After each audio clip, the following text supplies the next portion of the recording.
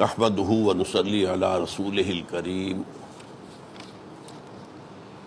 اما بعد فاعوذ بالله من الشيطان الرجيم بسم الله الرحمن الرحيم اقرأ باسم ربك الذي خلق خلق الانسان من علق اقرأ وربك الاکرم الذي علم بالقلم علم الانسان ما لم يعلم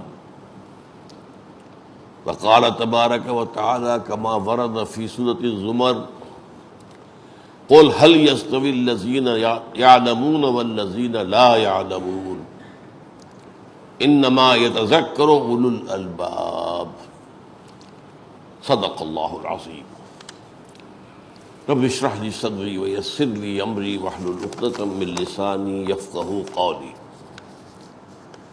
اللهم ربنا الہمنا رشدنا واعذنا من شرور انفسنا اللهم ارنا الحق حقا وارزقنا اتباعه وارنا الباطل باطلا وارزقنا اجتنابه اللهم ربنا زدنا علما اللهم ربنا زدنا علما اللهم ربنا زدنا علما آمین یا رب العالمین۔ آج میرے سامنے 3 موضوعات ہیں۔ پہلی بات علم کی حقیقت اور علم کی اہمیت۔ ہمارے دین میں علم کی کیا اہمیت ہے، فی نفسہ ہی علم کی اہمیت، اور نمبر 2 یہ علم اور عبادت، ان کے مابین نسبت و تناسب کیا ہے اہمیت کے اعتبار سے، فضیلت کے اعتبار سے۔ کیونکہ عام ہمارا جو مذہبی تصور ہے اس میں عبادات کو اہم تر سمجھا جاتا ہے، لیکن قرآن و حدیث سے معلوم ہوتا ہے کہ تعلم و تعلیم، خاص طور پر قرآن کی، وہ افضل ترین ہے، وہ عبادت کے مقابلے میں کہیں زیادہ فضیلت والی شے ہے۔ پھر تیسری بات یہ کہ علم کی قسمیں کون کون سی ہیں۔ آج آپ کو معلوم ہے کہ ہم کہتے ہیں دینی علوم، وہ تو ظاہر بات ہے مدارس میں پڑھائے جاتے ہیں، قرآن کا علم ہے، حدیث کا علم ہے، فقہ کا علم ہے، ایک علم کلام، ایک علوم کہلاتے ہیں دینی، اور باقی علوم جو ہیں ان کو ہم کہتے ہیں دنیاوی، اور ذہن میں یہ بیٹھا ہوا ہے کہ ان کا دین سے کوئی تعلق نہیں۔ چنانچہ فزکس ہو، کیمسٹری ہو، جیولوجی ہو، زوالوجی ہو، باٹنی ہو، ہم نہیں سمجھتے کہ یہ دینی علوم ہے۔ تو آج میں اس کی بھی چاہتا ہوں کہ اس تصور کی بھی اصلاح ہو جائے۔ جہاں تک علم کی اہمیت کا تعلق ہے، سورہ علق کی 5 آیات ہی کافی ہے۔ پچھلی مرتبہ میں عرض کر چکا ہوں کہ پہلی وحی ہے، اس پر اجماع ہے، اور اس میں نہ کہیں نماز کا ذکر ہے، نہ ذکر کا ذکر ہے، نہ کہیں زکوٰۃ کا ذکر ہے، نہ کہیں روزے کا ذکر ہے، نہ کہیں حج کا ذکر ہے۔ علم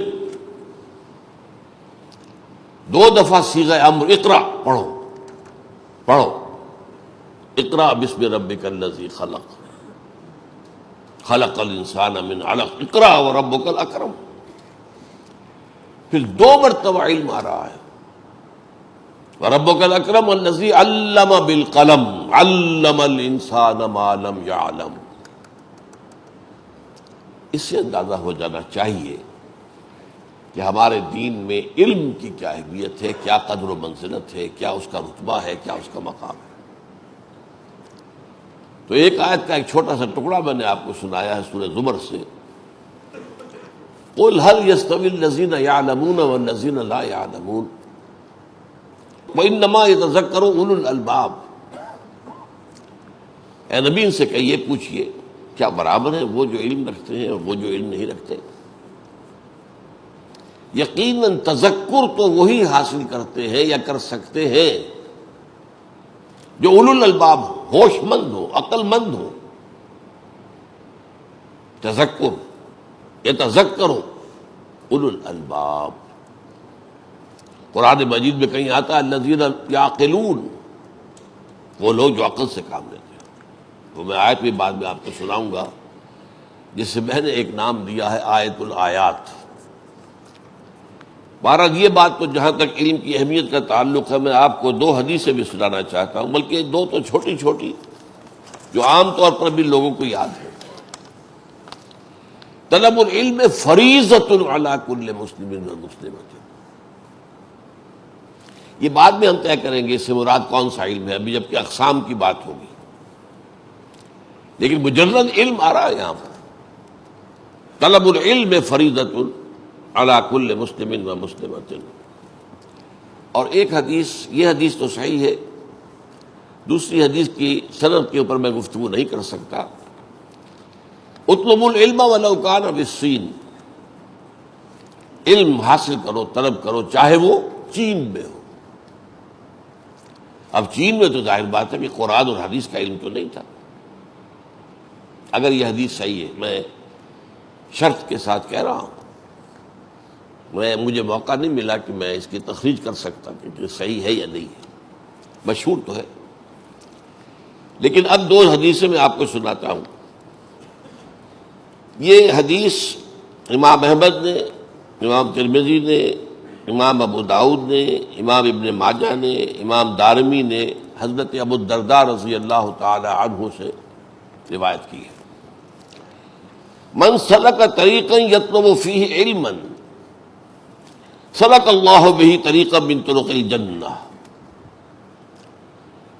جس شخص نے کوئی سفر اختیار کیا جس میں کہ وہ علم کا طالب تھا، وہ جاننا چاہتا تھا، علم حاصل کرنا چاہتا تھا، اس کے لیے سفر کیا ہے، تو اللہ تعالیٰ اس کے اس سفر کی برکت سے اس کے لیے جنت کا ایک راستہ آسان کر دے گا.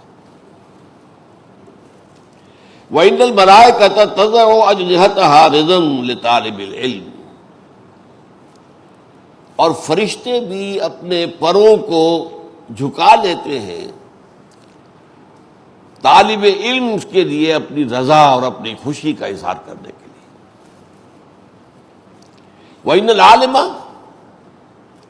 اور یقیناً عالم، یستغفر لہ من فی السماوات و من فی الارض، اس کے لیے استغفار کرتے رہتے ہیں وہ سب جو آسمان میں ہیں اور وہ سب جو زمین میں ہیں. والحیتان فی جوف الماء، یہاں تک کہ پانی کے اندر جو مچھلیاں ہیں وہ بھی ان کے لیے استغفار کرتی ہیں. وَإِنَّ فَضْلَ الْعَالِمِ عَلَى الْعَابِدِ. اب یہ دوسرا مضمون آ گیا ہے، اس کا ایک ٹکڑا یہاں آ گیا، باقی 2 حدیثیں میں آپ کو اور بھی سناؤں گا. وَإِنَّ فَضْلَ الْعَالِمِ عَلَى الْعَابِدِ. اب یہ 2 کیٹیگری، عالم، عابد. ایک شخص جو عبادت گزار ہے، ظاہر بات ہے کہ ہر ایک کو نماز روزہ فرض جو ہے وہ تو کرنا ہی ہے، لیکن اس کے اضافی نوافل اور نفلی روزے، یہ سارے جو ہیں اس کے ذریعے سے وہ ریاضت کے ذریعے سے وہ اپنی روحانی ترقی حاصل کرتا ہے. عابد عبادات کرنے والا، اور عالم علم رکھنے والا. وَإِنَّ فَضْلَ الْعَالِمِ عَلَى الْعَابِدِ كَفَضْلِ الْقَمَرِ لَيْلَةَ الْبَدْرِ عَلَى سَائِرِ الْكَوَاكِبِ. اس عالم کو عابد پر وہی فضیلت حاصل ہے جو 14ویں رات کے چاند کو باقی ستاروں پر حاصل ہے. اب یہ ریشیو پروپورشن ذہن میں رکھیے. پھر نوٹ کر لیجئے، ابھی گفتگو ہمیں کرنی ہے علم سے مراد کیا ہے اور علم کی کون کون سی قسمیں ہیں، ان میں مقدم کون سا ہے اور اس کے بعد مؤخر کون سا. یعنی یہ تیسری بات ہوگی ہماری. لیکن ابھی آپ علم کی اہمیت، علم کا جو مقام اور مرتبہ ہے ہمارے دین میں، اس کو سمجھیے.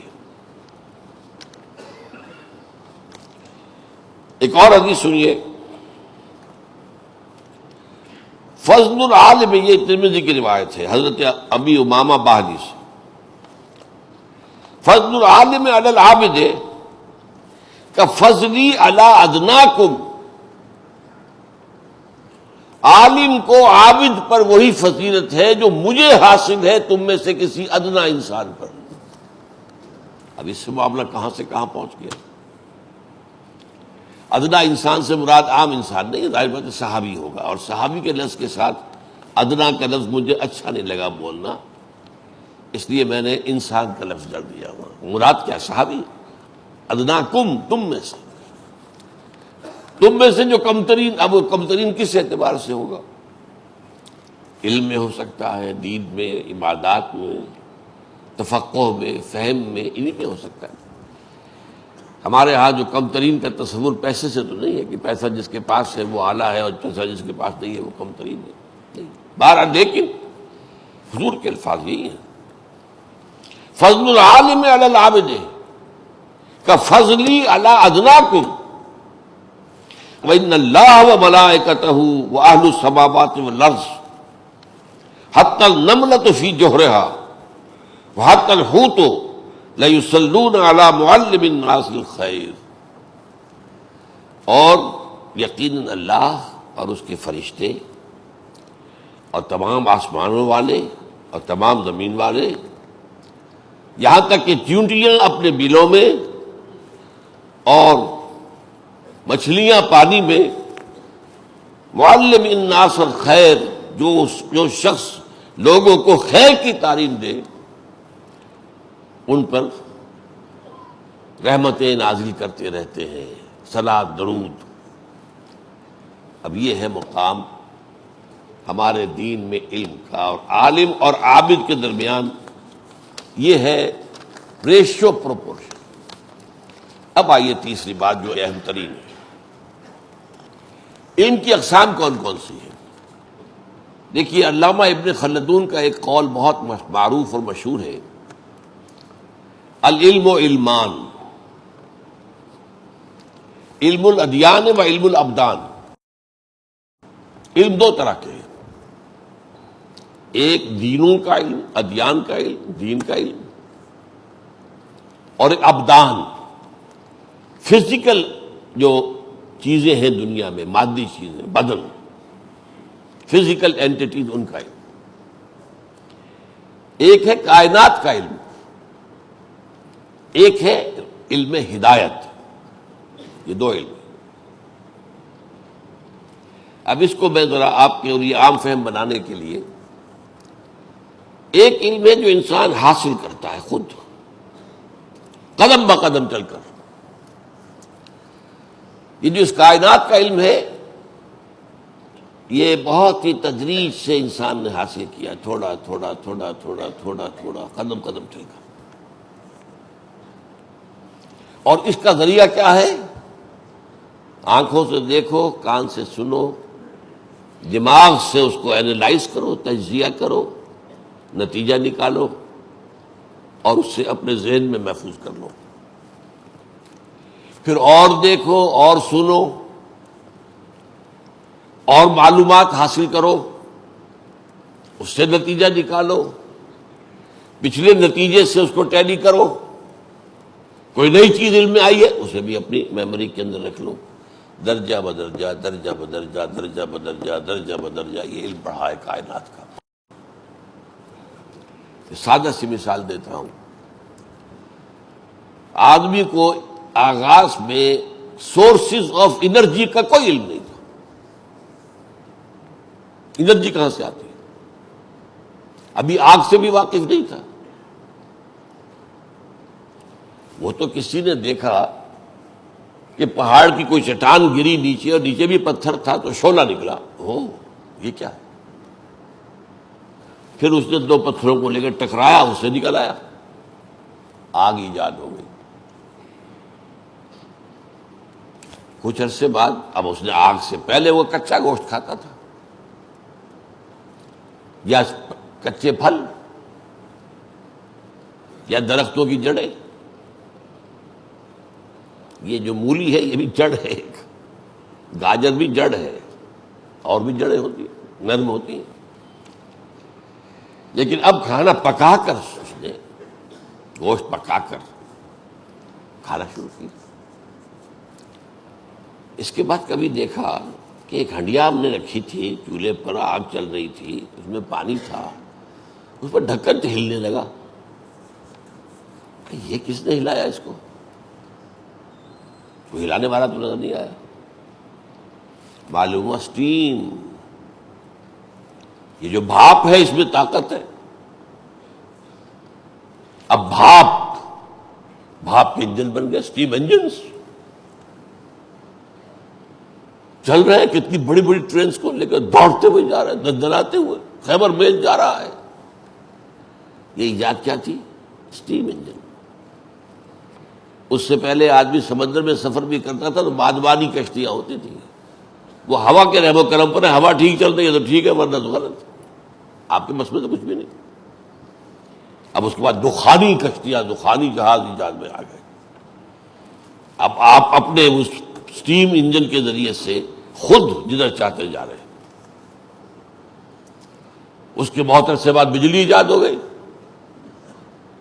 پھر ایٹمک انرجی ایجاد ہو گئی۔ اللہ، اس کائنات کے ذروں کے اندر کتنی قوت ہے، ایٹم میں کتنی قوت ہے، اللہ۔ یہ سب کیا ہوا ہے؟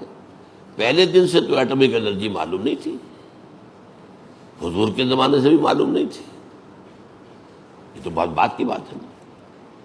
یہ علم ہے علم الاشیاء، چیزوں کا علم، علم الابدان۔ اب ہم عام عرف میں کیا کہیں گے؟ سائنسی علم، عام اس وقت جو عرف عام ہے۔ اچھا، اس علم کا منبع کون ہے؟ کس نے سکھایا یہ علم؟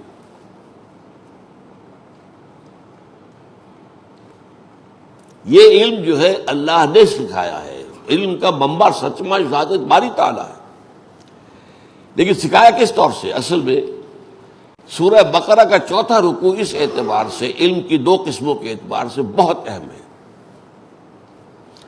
شروع میں ایک علم کا ذکر ہے کہ علم آدم الاسماء کلھا،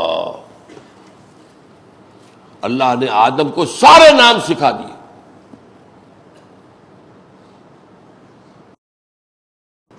یہ جو ساری اشیاء کا علم دے دیا گیا، اشیاء ناموں کے حوالے سے ہوتی ہے نا، یہ کیا ہے میز، یہ کیا کرسی، ناموں سے پہچانتے ہیں نا۔ علم آدم الاسماء کلھا، یہ علم ودیت کر دیا گیا آدم کے اندر، اور اس علم کی حیثیت کیا ہے؟ جیسے آپ دیکھتے ہیں آم کی گٹھلی ہے، آپ نے اس کو زمین میں بو دیا تھا، اس میں سے 2 پتیاں نکلی، پھر آپ نے کھاد واد ڈالی، وہ ایک جو ہے تنا بنا، آگے چڑھا، تناور درخت بنا، اس میں آم لگے۔ یہ آم کا درخت کہاں سے آ گیا ہے؟ اس گٹھلی میں سے آیا ہے، پوٹینشلی، بالقوہ۔ آم کا درخت آم کی گٹھلی میں موجود تھا۔ اسی طرح حضرت آدم کو جو یہ علم پوٹینشلی دے دیا گیا تھا، اور جس کے لیے آپ کو کیا دے دیے گئے؟ آلات، ان السمع والبصر والفؤاد کل اولئک کان عنہ مسئولا۔ یہ سمع اور بصر دیکھو، کھول آنکھ، زمین دیکھ، فلک دیکھ، فضا دیکھو۔ افلا ينظرون الى الابل كيف خلقت والى السماء كيف رفعت والى الجبال كيف نصبت والى الارض كيف سطحت۔ دیکھو دیکھو دیکھو دیکھو، غور کرو۔ یہ علم جو ہے درجہ بدرجہ، قدم بقدم، قدم بقدم بڑھتے ہوئے آج اس مقام پر پہنچ گیا ہے کہ انسان چاند پر سیر کر کے آ گیا۔ ایٹم ہم تک کوئی شے نہیں ہے، اب تو اس سے بہت آگے کی چیزیں ایجاد ہو چکی، ہائیڈروجن کا بھی ایجاد ہو چکا ہے، وہ تو ایٹم بم تو بچونگڑا ہے اس کے سامنے۔ اور اب جو ایٹم بم بن رہے ہیں، وہ جو بیچارے چھوٹے چھوٹے کھلونے جاپان پر پھینکے گئے تھے، وہ تو کھلونے ہیں ان ایٹم بم کے مقابلے میں جو آج بن رہے ہیں۔ یہ علم تدریجاً حاصل ہوا انسان کو، انسان نے حاصل کیا۔ اس میں 2 چیزیں لگیں، حواس دیکھو سنو، ان السمع والبصر. اور تیسری شے عقل. جو کچھ آپ نے دیکھا, کمپیوٹر سمجھیے آج کیا ہے.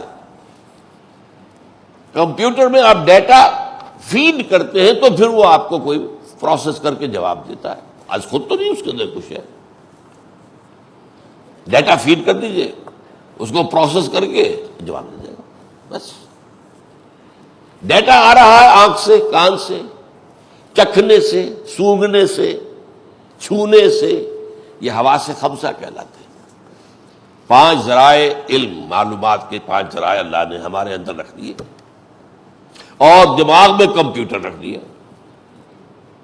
اور یہ اتنا بڑا کمپیوٹر ہے جس کا کہ انسان تصور نہیں کر سکتا. یہ اتنا صحیح کتنا دماغ ہوتا ہے. اور اسی دماغ میں سے آئنسٹائن نکل آیا ہے, اسی دماغ میں سے کون سے بڑے بڑے سائنسدان نکل آئے. یہی ہے تو وہی چھوٹا سا, سب کچھ اس میں ہے تھا. وہ اللہ نے گٹھلی کی شکل میں رکھ دیا تھا, لیکن اسے انسان نے ایکوائرڈ نالج ہے. یہ علم انسان نے حاصل کیا ہے. شاہ ولی اللہ دہلوی کے جو صاحبزادے نہیں بلکہ پوتے شاہ اسماعیل دہلوی ہیں, انہوں نے ابقات نامی ان کی کتاب ہے, بڑی مشکل کتاب ہے فلسفے کی اور تصوف کی. تو اس کا پہلا ابقہ جو ہے, پہلا چیپٹر چھوٹا سا, وہ کیا ہے, انہوں نے علم کی 3 قسمیں قائم کی ہیں. علم بالحواس, علم بالعقل, اور تیسرا علم بالقلب.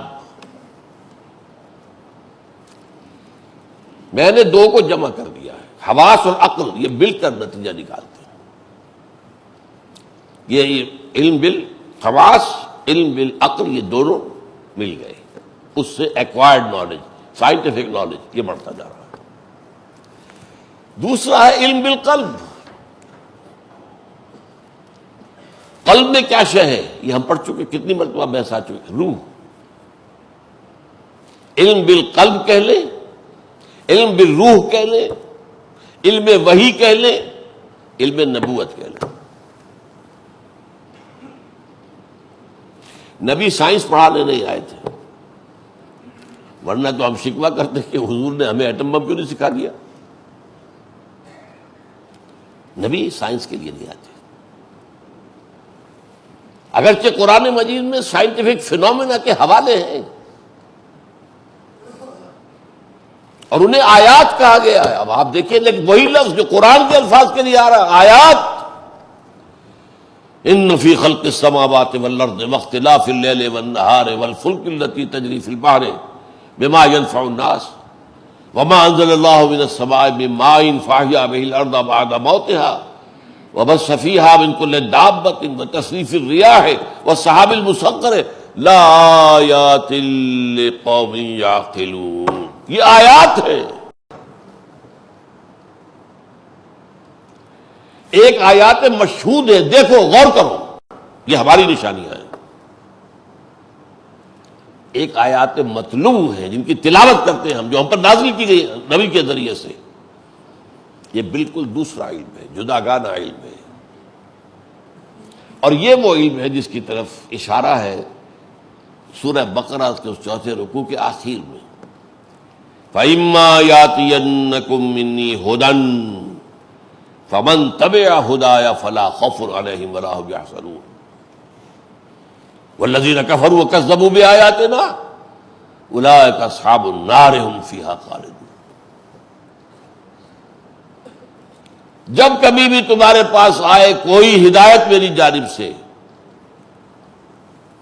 تو جو بھی میری اس ہدایت کی پیروی کرے گا اس کے لیے نہ خوف ہوگا نہ حزن, اور جو اس ہدایت کا انکار کریں گے اولئک اصحاب النار هم فیہا خالدون, وہ جہنمی ہو. یہ چارٹر ہے, چارٹر آف ہیومینٹی. آدم کی تخلیق کے بعد ایک دور کیا ہے, جنت میں رکھا گیا آزمائشی طور پر, انہیں بتانے کے لیے دیکھو تمہارا دشمن بھی ہے, اس باغ میں سے جو چاہو کھاؤ سوائے اس درخت کے. جیسے آپ کو معلوم ہے ہر شے دنیا میں مباح ہے سوائے اس کا جس کی حرمت پر ثبوت ہو, جو حرام اللہ اور اس کے رسول نے کر دی. تو ایک درخت حرام کر دیا گیا, اور ابلیس نے اسی کا وسوسہ اندازی کر کے اسی کو کھانے پر آمادہ کر دیا۔ یہ ایک ڈیمونسٹریشن تھی، ایک ٹریننگ تھی۔ جیسے سی ایس پی آفیسرز ہوتے ہیں، ان کے پہلے تو امتحانات ہوتے ہیں، پھر ان کی ٹریننگ ہوتی ہے باقاعدہ۔ یہ آدم کا اسے جو خلافت عرضی دی جانے والی تھی اس کا ٹریننگ کورس تھا۔ دیکھو تمہارا ایک دشمن ہے ابلیس، تمہارا اور تمہاری نسل کا، اس سے بچ کر رہنا۔ دیکھ لیا نا تم نے، تم سے گناہ سرزد کرا دیا نا، اس کے جھانسے میں آ گئے نا، ایک ہی درخت ہم نے حرام کیا تھا وہی کھا گئے۔ لیکن اب اس کے بعد کہا یہ اصل میں صرف وہ جب حضرت آدم اور حوا دونوں نے توبہ کر لی، اللہ ہم سے خطا ہو گئی، معاف فرما دے۔ جیسے اس کے بعد حضور فرماتے ہیں کل بنی آدم خطاؤون کل خیر الخطائین التوابون۔ آدم اور ابلیس کا بنیادی فرق یہی ہے، ابلیس نے بھی جرم کیا، اللہ کے حکم عدولی کی سجدہ نہیں کیا آدم کو، لیکن پھر توبہ نہیں کی، اڑ گیا، انا خیر منہ، میں اس آدم سے بہتر ہوں، افضل ہوں، مجھے تو نے آگ سے بنایا ہے، اسے مٹی سے بنایا ہے، نچلوں میں سب سے نیچا اسفل سافلین پڑھ چکے کہ نہیں، میں کیوں سجدہ کروں گا؟ آدم سے اور حوا سے غلطی ہوئی، پھر معافی مانگے، اللہ ربنا اننا ظلمنا انفسنا وان لم تغفر لنا وترحمنا لنكونن من الخاسرین۔ اور کیا ہے فتلقى آدم من ربه کلمات فتاب علیہ، صاف ہو گیا گناہ کا معاملہ۔ التائب من الذنب کمن لا ذنب له، یہ میں ایک موقع پر توبہ کی عصمت پر درس کر دے چکا ہوں۔ گناہ سے توبہ کرنے والا ایسا ہے جیسے اس نے گناہ کیا ہی نہیں، صاف ہو گیا کلین سلیٹ کے ساتھ۔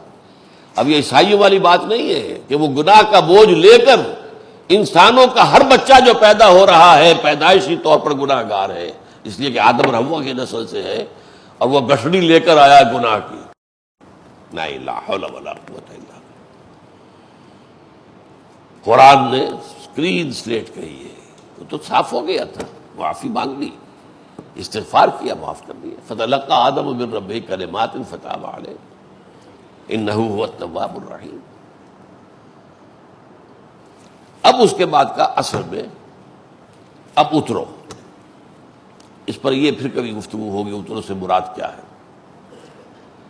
اب جو تمہیں جس کے لیے ٹریننگ دی گئی ہے، جس کے لیے تخلیق ہوئی ہے، انی جاعل فی الارض خلیفہ، جاؤ زمین کا سوال و انتظام۔ اب یہ چارٹر ہے، فَإِمَّا يَأْتِيَنَّكُم مِّنِّي هُدًى، ایک تو ہم نے تمہیں جو مادی علوم ہیں ان کو حاصل کرنے کے ذرائع دے دیے، آنکھ دے دی، کان دے دیے، حواس خمسہ دے دیے، عقل دے دی، یہ تو اس سے تو تم خود قدم بقدم چلو گے، اور یہ قدم بقدم چلنا جو ہے یہ ہوگی سائنس کا ارتقاء ہوگا۔ اور اس میں آپ جان لیجئے کہ یہ تقریباً 150-200 برس ایسے ہیں، اس سے پہلے یہ چیونٹی کی چال چل رہا تھا، علم چیونٹی کی چال، لیکن اس کے بعد اس علم کی جو تیز رفتاری ہوئی ہے، کہاں سے کہاں پہنچ گیا،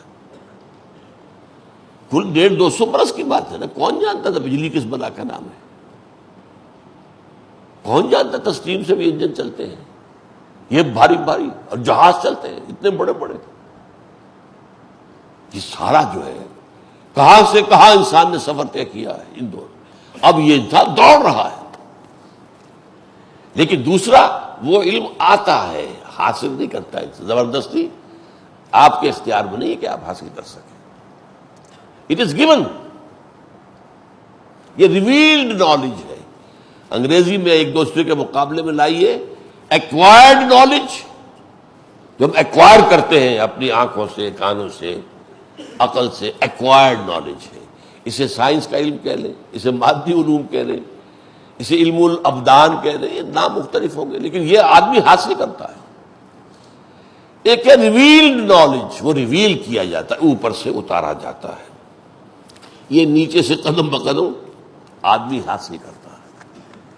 یہ نالج جو ہے علم بالوحی، علم بالروح، علم بالقلب، علم نبوت، یہ ہے علم ہدایت۔ یہ علم ہدایت جو ہے جب آیا کتابوں کے ذریعے، نبیوں کے ذریعے، پھر اس میں آیات ہیں اللہ کی، ٹھیک ہے۔ اب دو طرح کی آیات عزم قرآن ہے،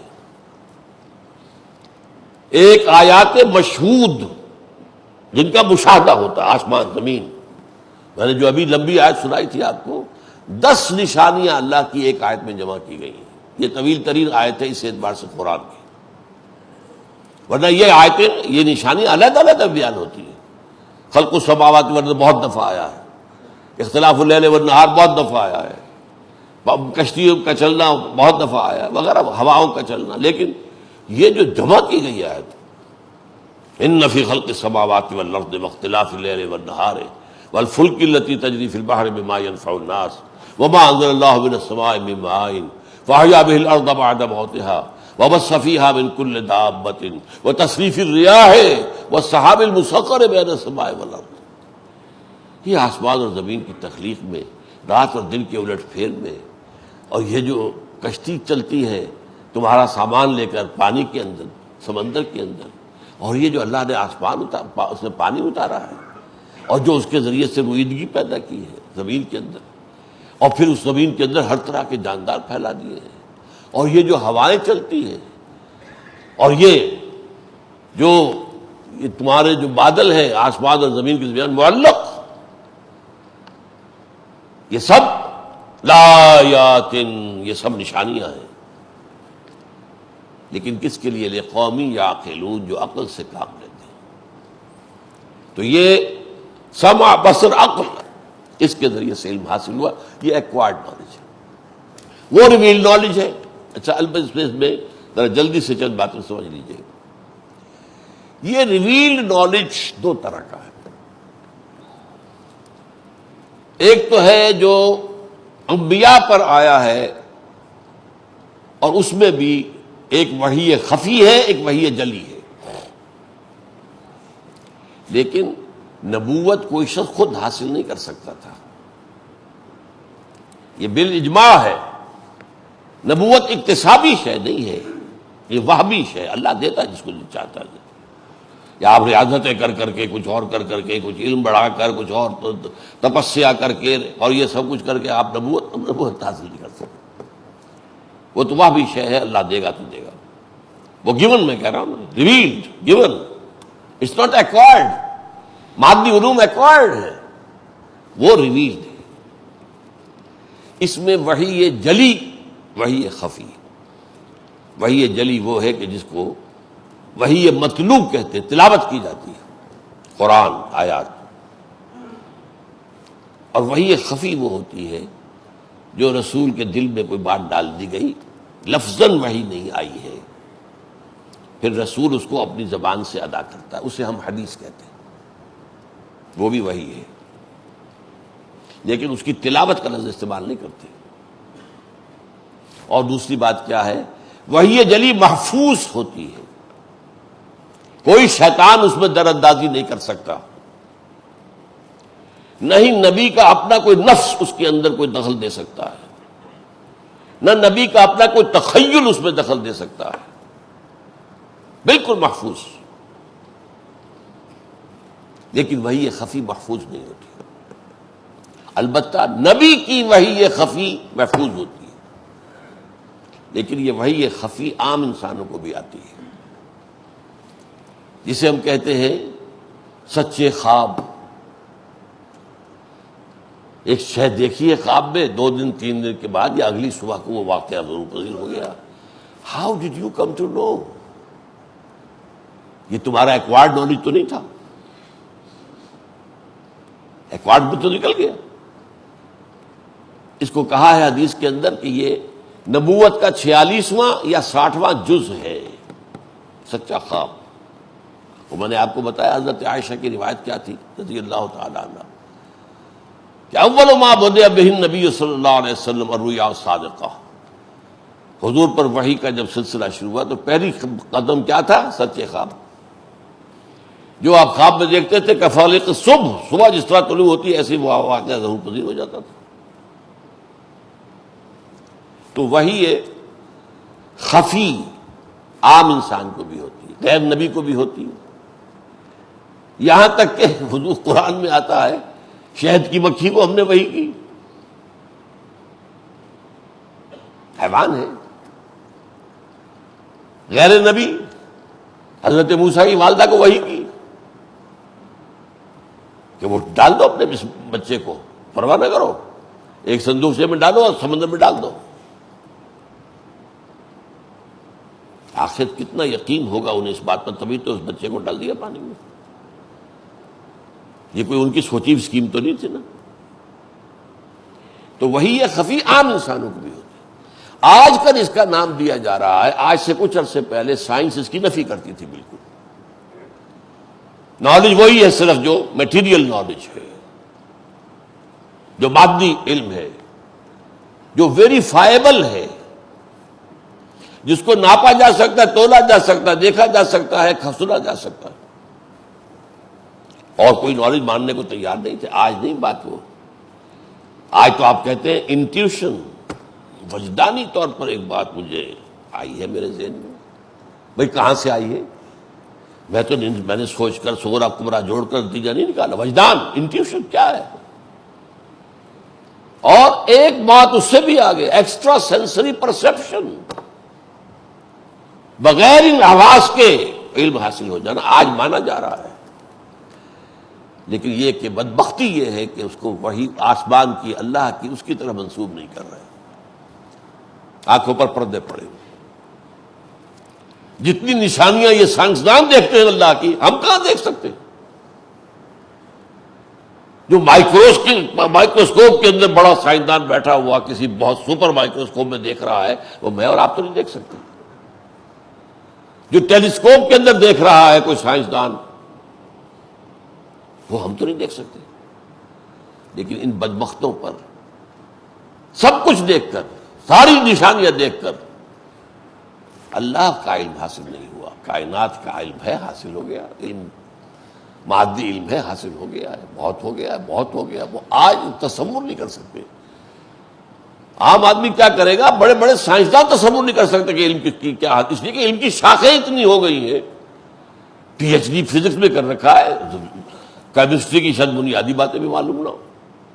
بنیادی تو خیر معلوم ہوگی، لیکن آگے کی بات میں معلوم نہیں آج کہاں تک پہنچی کیمسٹری. جینیٹکس کہاں تک پہنچ گئے، فزکس والے کو کیا پتہ چلے گا. تو یہ صورت جان لیجئے کہ علم میں وہی ایک ہے خفی، ایک ہے جلی. جلی صرف انبیاء کرام کے ساتھ منسوب ہے، وہ اللہ کی طرف سے فَإِمَّا يَأْتِيَنَّكُم مِّنِّي هُدًى فَمَن تَبِعَ هُدَايَ فَلَا خَوْفٌ عَلَيْهِمْ وَلَا هُمْ يَحْزَنُونَ. وہی یہ خفی عام لوگوں کو بھی آتی ہے، کشف ہو جاتا ہے. یہ بھی وہی ہے. حضرت عمر نے جو دکھا دیا اللہ نے، وہ جو اس وقت شام کے اندر محاذ تھا، اور وہاں آپ نے یا ساریہ تو للجبل، کیا کر رہے ہو ساریہ، کیا غلطی کر رہے ہو، پہاڑ کو رکھو اپنی پشت پر. ان کے پاس تو کوئی طاقت نہیں تھی اس کے لیے کہ وہ پہنچا دیتے. یہ بھی وہی. تو کشف ہے، الہام ہے، رؤیا صادقہ ہے. یہ وہی ہے. یہ وہی ہے، نبی کے ساتھ خاص نہیں ہے، یہ عام لوگوں کو بھی آتی ہے. لیکن غیر نبی کی وحی محفوظ نہیں ہے، وحی خفی. وحی کی وحی خفی بھی محفوظ ہے، یعنی اس میں اس اعتبار سے محفوظ نہیں ہے جس طرح کے قرآن وحی جلی محفوظ ہے کہ اس کے اندر ایک حرف کا بھی فرق نہیں ہو سکتا. حدیث میں نے آپ کو بتایا تھا جب میں نے شروع کیا تھا درس 40 کا، حدیث اس معنی میں محفوظ نہیں ہے. ایک ہی واقعہ ہے حدیث جبرائیل میں، لیکن کتنے صحابہ اسے نقل کر رہے ہیں اور کتنا فرق ہے اس میں. میری آج ایک بات کہی ہوئی اس وقت، آپ میں سے 10 آدمی جا کر اگر کہیں نقل کریں گے تو مختلف ہوگی، ایک تو نہیں ہوگی. تو حدیث یہ جو وحی خفی ہے نبی کی، اس معنی میں محفوظ ہے کہ اس میں شیطان یا نفس انسانی کا کوئی دخل نہیں، لیکن اس معنی میں محفوظ نہیں ہے کہ اس کا ریکارڈ بھی محفوظ ہو جائے. یہ فرق ہے. لیکن وہی خفی ہے نبی کی، وہ بھی اس میں محفوظ ہے، کوئی شیطانی اس میں دخل حاصل نہیں ہو سکتا۔ اب آپ نے یہ دو قسمیں سمجھ لی، اس میں سے میں صرف اشارہ کروں گا آج، ان میں سے مقدم کون سی ہے؟ اس وقت دنیا کے اندر بدقسمتی، بدبختی نوع انسان کی، شامت اعمال انسان کی، سارا زور اس سائنسی علم پر ہے، ایکوائرڈ نالج پر ہے، اور علم بالوحی، علم بالقلب، علم بالروح، علم نبوت، علم ہدایت، اس سے آنکھ بند کر دی گئی۔ یہ پوسٹ رینائسنس جو ورلڈ ہے دنیا میں، جو رینائسنس ہوا یورپ کے اندر 14ویں 15ویں صدی عیسوی کے اندر، احیاء العلوم، مذہب کو پیٹھ دکھا دی گئی، مذہب کو علیحدہ کرو، چھوڑو، کائنات کو اسٹڈی کرو، سائنس پڑھو۔ اس کے بعد سے جو گھڑ دوڑ شروع ہوئی ہے سائنس کی، ظاہر بات ہے جدھر بھی انسان توجہ کرے گا نتیجہ تو نکلے گا، نتیجہ نکلا ہے۔ اور اللہ کی ان آیات میں، وہ تو یہ آیات تو تھی، ایک زمانے میں مسلمانوں نے علم ہدایت پر بھی توجہ دی اور اس علم اشیاء پر بھی۔ سائنس، بہت سے سائنسوں کے موجد مسلمان ہو گئے۔ اس کے بعد ہم سو گئے، یورپ کو ہم نے جگا دیا، ہسپانیہ کی یونیورسٹیوں کے ذریعے سے انہیں بیدار کر دیا، روشنی وہاں پھینک دی۔ قرطبہ اور غرناطہ اور طلیطلہ، یہ یونیورسٹیاں، کارڈووا، گریناڈا، ٹولیڈو، یہاں سے، اور ہم سو گئے، عیش، محل تعبیر ہو گیا، عیاشیاں ہو رہی۔ اس کے بعد جو علم وہاں شروع ہوا ہے، اس علم نے صرف سائنٹیفک نالج کو اپنا مرکز بنایا، اور پھر وہ جہاں تک پہنچ گیا ہے، میں بتا چکا ہوں، علامہ اقبال نے اس کو خوبصورتی سے ادا کیا ہے، عروج آدم خاکی سے انجم سہمے جاتے ہیں کہ یہ ٹوٹا ہوا تارا مہ کامل نہ بن جائے۔ یہ آدم خاکی کا عروج ہے، چاند کو اپنے قدموں تلے روند کے آ گیا ہے، اور کمند ڈال رہا ہے، مریخ پر ڈال رہا ہے، مریخ کا بھی چکر لگا کر تو آ گیا ہے، اترا نہیں ہے۔ وہ تو کہاں تک جا رہے ہیں اسپوٹنک ایکسپیرینس کا، آپ کو اندازہ ہی نہیں ہے۔ نئی جو ہے گیلیکسیز ایجاد ہو رہی ہیں، نئی منکشف ہو رہی ہیں۔ آپ نے پہلے ایک ٹیلیسکوپ ایجاد کی، اب اس سے زیادہ دور مار کرنے والی ایجاد ہو گئی، اب آپ کو جو اور گیلیکسیز نظر آ رہی ہیں، trillions and trillions of light years ہم سے فاصلہ ہے ان کا۔ اور پھر انہوں نے جو ایجاد کیے ہتھیار، علم ہدایت سے جب آنکھیں بند کر لیں، اب نتیجہ سمجھیے وہ کیا ہوا۔ سائنس سے جو ترقی حاصل ہوتی، وہ اگر علم ہدایت کے تابع رہتی، وہ رحمت خداوندی کا منظر ہوتی۔ علم ہدایت کو آپ نے ایک طرف ڈال دیا تو سائنس کی ترقی انسان کی ہلاکت کا ذریعہ بن گئی۔ اور اسی علمی ترقی اور سائنسی ترقی کا نام دجالیت ہے۔ یہ جو دو آنکھیں اللہ نے دی تھی نا، ایکوائرڈ نالج، ریویل نالج، ایک آنکھ آپ نے بند کر دی، یہی دجال ہے، ایک آنکھ والا کانا۔ اللہ نے دو دی تھی۔ ایک شخص بھی آئے گا دجال، وہ علیحدہ بات ہے، لیکن یہ ایک مناسبت بتا رہا ہوں آپ کو۔ اللہ نے دو آنکھیں دی تھی، آپ نے ایک کو بند کر کے ایک چوپٹ کھل گئی، ہو اس کے کھلنے کی کیا حد ہے۔ ہوائی جہاز ایجاد کر لیا، آج جو ہے 24 گھنٹے کے اندر، اس سے بہت کم میں آپ پوری دنیا کے گرد چکر لگا کے آ جاتے ہیں۔ کیا کچھ ایجاد ہو چکا ہے۔ اوباما تقریر کرتا ہے واشنگٹن میں، ہم یہاں بیٹھ کر دیکھتے ہیں، سنتے ہیں، کیا کچھ ایجاد۔ لیکن اسی کا نام دجالیت ہے۔ جب علم بالوحی، اما یاتینکم منی ہدن، اگر اس کے تابع رہے گی، جو طاقت استعمال ہو وہ اس ہدایت کے تھرو استعمال ہو، تو یہ علم بہت بڑی رحمت ہے. یہ غیر دینی علم نہیں ہے، یہ بھی دین کا علم ہے. کائنات کس نے بنائی؟ قوانین کس نے بنائے؟ قوتیں کس نے بنائی؟ اللہ نے. You are studying the universe, the laws of the universe, the physical laws, the chemical laws. آپ جو ہے نئی سے نئی ایجادیں، آپ نے آگ پیدا تو نہیں کی ہے، آگ جو ہے اس کا اکتشاف ہو گیا. بھاپ پیدا تو نہیں، بھاپ کا آپ کو علم حاصل ہو گیا. بجلی تو تھی، بجلی کا علم حاصل ہو گیا. وہ ساری چیزیں اس وقت ہیں، اور انہی کی بنیاد پر خلافت کا معاملہ ہے. نوٹ کر لیجئے، حکومت انہی کی رہے گی یہاں جن کا ان علوم کے اندر غلبہ ہوگا. اس لیے کہ خلافت کا تو فرشتوں کے استفاق پر جواب یہ دیا گیا تھا کہ اللہ تو ایسا بشر بنائے گا اس زمین میں، اس میں فساد پھیلائے گا، خوریزی کرے گا. اس کا جواب کیا دیا؟ علم آدم الاسماء کلھا ثم عرضهم علی الملائکہ فقال انبئونی باسماء ہؤلاء ان کنتم صادقین. میں نے اسے علم بھی دے رہا ہوں میں ساتھ.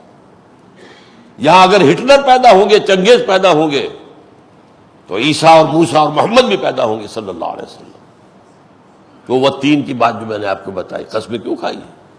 ہاں، انسان پستی میں گرتا ہے، گرتا ہے، گرتا ہے، کوئی انتہا نہیں ہے. لیکن اس کا یہ ثبوت، اس کا نتیجہ یہ نہیں کہ انسان کو ہم نے پیدا ہی گھٹیا کیا. لقد خلقنا الانسان فی احسن تقویم ثم رددناہ اسفل سافلین. لیکن احسن تقویم کی دلیل چاہیے تو دیکھو ہمارے بندے نوح کو، موسیٰ کو، عیسیٰ کو، محمد کو، والتین والزیتون وطور سینین وہذا البلد الامین. تو یہ بات جان لیجئے، اقدم اہم تر یہ علم جو ہے وہ علم بالوحی ہے. لیکن دوسرا علم بھی، اسے آپ علم سے علیحدہ نہیں کر سکتے. یہ کائنات کا علم ہے، کائنات اللہ کی بنائی ہوئی ہے. ایک مصنف نے اس کے لیے بہت اچھا لفظ استعمال کیا ہے، Quran is the word of God and this universe is the work of God. ٹھیک، ورڈ اینڈ ورک. اچھا، اگر ایک عام انسان میں بھی اس کے قول میں اور فعل میں تضاد ہو تو آپ کیا کہیں گے اسے؟ منافق آدمی، کہتا کچھ اور ہے، کرتا کچھ اور ہے. اللہ کے قول اور فعل میں کوئی تضاد ہو سکتا ہے؟ تو سائنس اور قرآن میں کوئی تضاد ہو سکتا ہے؟ ناممکن. ہاں، قرآن مجید میں جو سائنٹیفک فنومینا بیان ہوئے ہیں ان کے فہم کے لیے ابھی جو مادی علوم درکار تھے ابھی انسان کے پاس نہیں تھے، اس لیے وہ اپنے طور پر اس دور کی سطح کے مطابق ترجمہ کرتا چلا گیا. میں نے الگ کے لفظ پر واضح کیا تھا آپ کو. تو جیسے جیسے وہ علم کا مادہ بڑھا ہے، سورہ حامیم سجدہ کی آخرت ہے، آخری آیت، سنریہم آیاتنا فی الآفاق فی انفسہم حتی یتبین لہم انہ الحق. ہم انہیں دکھائیں گے اپنی نشانیاں، اور دکھائیں گے اور دکھائیں گے. سنریہم مستقبل کی بات ہے. قرآن 1400 برس پہلے نازل ہو رہا ہے. سائنس کا علم اس وقت کتنا تھا؟ کچھ بھی نہیں تھا. سنریہم، اسی سائنس کی طرف تو اشارہ ہو رہا ہے. ایسی ایسی آیات دکھائیں گے جس سے کہ واضح ہو جائے گا کہ واقعی قرآن برحق ہے. اس لیے کہ مانا ہے ویسٹرن سائنسدانوں نے، ڈاکٹر مورس بوکائی کی کتاب اہم ترین ہے اس پر، کہ قرآن میں کوئی شے ایسی نہیں ہے جسے سائنس نے غلط ثابت کیا ہو. ہاں، قرآن سائنس کی کتاب نہیں ہے، نہیں. سائنس پڑھانے حضور نہیں آئے تھے، وہ تو ہدایت دینے آئے تھے. جو علم بھی ہے اس کو استعمال صحیح کرو گے تو اس طور سے کرو گے. وہ ہدایت جب اس سے آنکھ بند کر لی گئی تو وہ علم آج دجالیت کی شکل میں دنیا میں آ گیا ہے. اصل جو علم ہے، علم ہدایت، اس کی اہمیت، اس کی عظمت کیا ہے؟ ازرو دین، ازرو قرآن. لیکن میں نے آج ایک غلط فہمی کا ازالہ چاہا ہے. آپ اسے غیر دینی علوم نہ کہیں. ان علوم کو ہم نے ایک زمانے میں ساتھ ساتھ چلایا. سائنسدان پیدا ہوئے، بڑے سے بڑے سائنسدان، اور وہ سب ہمارے جو ہے موجد ہیں ان سائنسوں کے. میڈیسن میں کہاں سے کہاں پہنچے. کیمسٹری تو ایجاد ان کی، الکیمیا، کیمسٹری، الکیمیا نام اس کا ہے. الجبرا ایجاد ہے، الجبرا یہ تو ایجاد ہے مسلمانوں کی. فلکیات میں کہاں سے کہاں پہنچے، اسی طرح یہ بصارت کے علم میں کہاں سے کہاں پہنچے، یہ تو مسلمانوں کا. لیکن اس وقت علم ہدایت اور علم وحی ساتھ ساتھ چل رہے تھے. آج جو سب سے بڑی کیلیمٹی ہے، المیہ ہے، ٹریجڈی ہے، ایک علم سے پیٹھ موڑ لی گئی، آنکھیں بند، اور دوسرے علم پر سارا زور. اس سے یہ اب شیطانی علم بن گیا نتیجے کے اعتبار سے، اور دجالی کا فتنے کی بنیاد یہی ہے. اقول قولی ھذا واستغفر اللہ لی ولکم ولسائر المسلمین والمسلمات.